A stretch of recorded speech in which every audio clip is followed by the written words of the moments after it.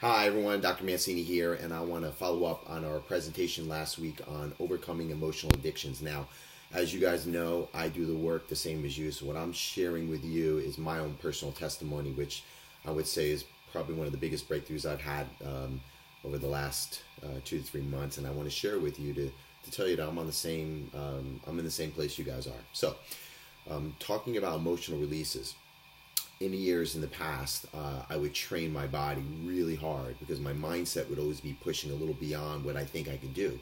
And the challenge was that my physiology was not able to keep up with my psychology. So often what would happen is I would injure myself. And when I would injure myself, I would have to stop, slow down, or turn around. So I would still make progress, but it would be slower because my head was always pushing beyond my body, and I couldn't make an agreement with the two, if that makes sense. So this time around, doing the work that we did in the class last week on overcoming emotional addictions, I started to do some heavier training because I was inspired, I was excited, I released some emotional things that I was holding on to, and what happened was I trained so hard that I strained my calf muscle. So in that moment, what happened was it was almost like a little play button that turned on, and that play button said, "Oh man, here we go again. You just got hurt. We got to slow down. You're just getting older. Do you really have to do this? All this is, I mean, you know, that internal chatter." Well, it turned on, but the difference this time was I was able to pull out, and I actually began to watch this chatter. And the moment I began to observe it and objectify it, I immediately realized it wasn't who I am. It was who I was. And therefore I was not hijacked by it, because I was hijacked for about 10 to 15 seconds, but because the work I'm doing, which is I shared with everyone in the class, I separated it and I watched it. And the moment I watched it, I thought, wow.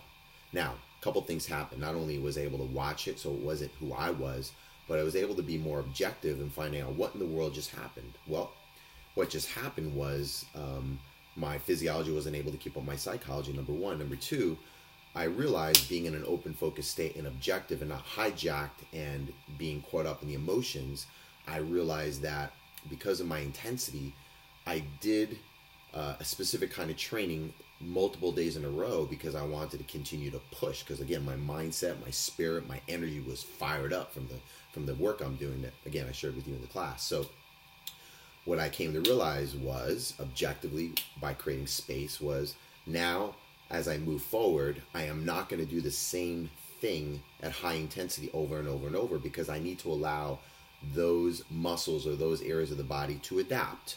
And it's not about muscle confusion and changing it up.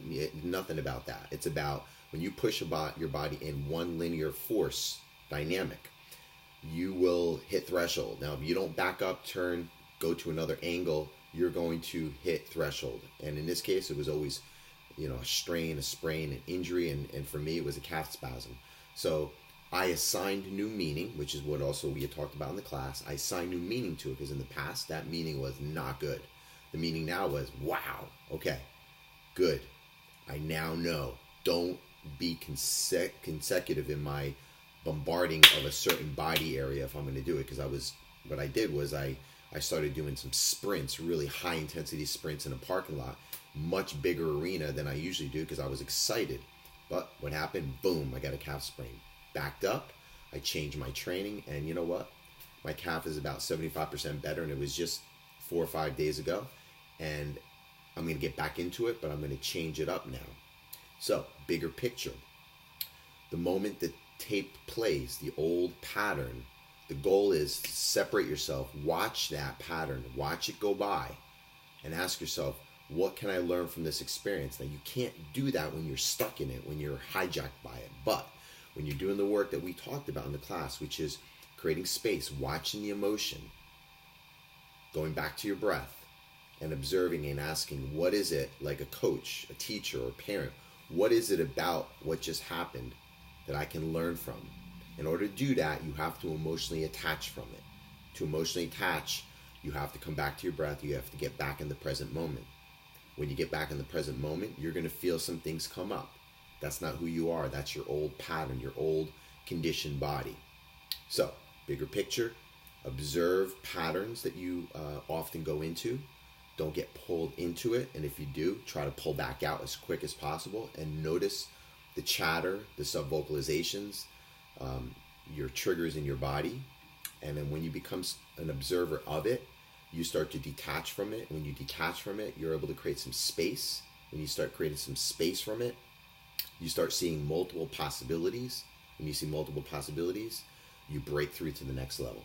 So, hope that makes sense. If you have any questions, please feel free to ask us in clinic. Otherwise, good luck on the training.